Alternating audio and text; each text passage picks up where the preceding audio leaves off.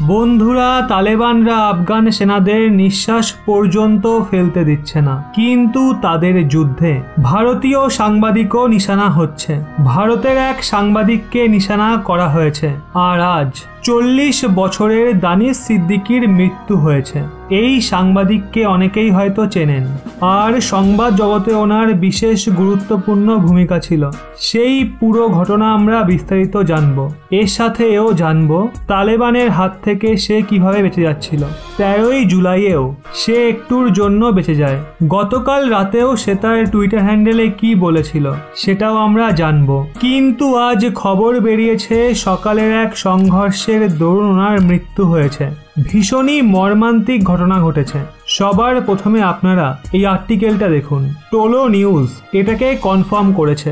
বন্ধুরা, দানিশ সিদ্দিকীর টুইটার হ্যান্ডেলটা দেখুন। আর এটা 13ই জুলাইয়ের টুইট, যেখানে উনি বলেছেন যেভাবে আফগানিস্তান ফোর্স লড়ছে তাতে ওই সিচুয়েশনে আমার ওপরেও অ্যাটাক হয়েছে। যদিও একবার অ্যাটাক হয়নি, বহুবার অ্যাটাক হয়েছে। ওই সাংবাদিক রয়টার্স নিউজের হয়ে কাজ করেন। 15 মিনিটের জন্য উনি ব্রেক পেয়েছিলেন। উনি তখন এভাবেই বিশ্রাম নিচ্ছিলেন। কিন্তু কে জানতো এই ছবিটাই তার শেষ ছবি হবে। ওই ছবি 13ই জুলাইয়ের। আর ওই সিচুয়েশনে তিনি আবার মিশনের উদ্দেশ্যে বেরিয়ে পড়েন। আপনারা নিজেরাই দেখুন কিভাবে ওনার ওপর অ্যাটাকটা হয়।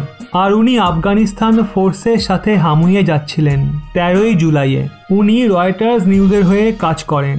দেখুন, ওনার গাড়ির ওপরও অ্যাটাক হয়েছে, যেটা উনি ওনার টুইটার হ্যান্ডেলে স্বয়ং বলেছেন।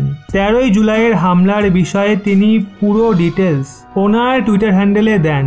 কিন্তু কাল মাঝরাতেও ওনার টেন্টে হামলা হয়, কারণ উনি আফগানিস্তান ফোর্সের সাথে কান্দাহার নামক এলাকায় রিপোর্টিং করছিলেন।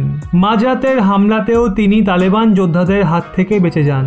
কিন্তু আজ ভোর রাতে দুর্ভাগ্যজনকভাবে ওনার টেন্টে এত বড় হামলা হয় যাতে ওনার আর শেষ রক্ষা হয়নি। আফগানিস্তান ফোর্সের সাথেই ভারতের এই সাহসী সাংবাদিকের মৃত্যু হয়। যদি এই সাংবাদিকের ব্যাপারে বলি যে তিনি ভারতে কিভাবে জনপ্রিয় ছিলেন। ভারতে যখন দিল্লি দাঙ্গা হয়েছিল তখন ওনার তোলা ছবি রয়টার্স নিউজ ছাপত। বন্ধুরা, করোনার দ্বিতীয় ঢেউয়ে যখন ভারতের শ্মশান ঘাটে শয়ে শয়ে মানুষকে গোপনে দাহ করা হচ্ছিল, তাদের চিতা জ্বলছিল, তখন এই সাংবাদিকই ড্রোনের মাধ্যমে ছবি তুলেছিলেন। আর ওই ফটোর জন্যই গোটা দুনিয়াতে ভারতের বদনাম হয়েছিল। কিন্তু এতে ওই সাংবাদিকের ভাগ্য খুলে গেছিল, কারণ রয়টার্স নিউজ এটাকে প্রশংসা স্বরূপ দেখেছিল। গোটা দুনিয়া জুড়ে সেই ছবি ভাইরাল হয়ে গেছিল। এতে ভারতের ইমেজ যতই খারাপ হোক, এই সাংবাদিককে তার কাজের জন্য বাহবা দেওয়া হয়েছিল। এই কারণেই তাকে আফগানিস্তানের মিশনটা হ্যান্ডওভার করা হয় তার সাহসিকতা এবং দক্ষতার জন্য। কিন্তু কে জানতো সেটাই তার জীবনের শেষ মিশন হবে। বন্ধুরা, এই ঘটনার পর সংবাদ জগতের প্রত্যেকে হতাশ হয়েছেন। আদিত্য রাজ কোলো এই ঘটনার জন্য চরম নিন্দা জানিয়েছেন। উনি বলেছেন আমাদের কাছে ওনার ছবি চলে এসছে, কিন্তু ওই ছবিগুলো আমরা পোস্ট করব না, কারণ আমরা ওনাকে সম্মান দিতে চাই। এই কারণে ওনারা ঠিক করেছেন দানিশ সিদ্দিকীর কোনো মর্মান্তিক ছবি পোস্ট করবেন না। উনি একজন এমন সাংবাদিক ছিলেন যার তোলা ছবি গোটা দুনিয়াতে ছড়িয়ে যেত।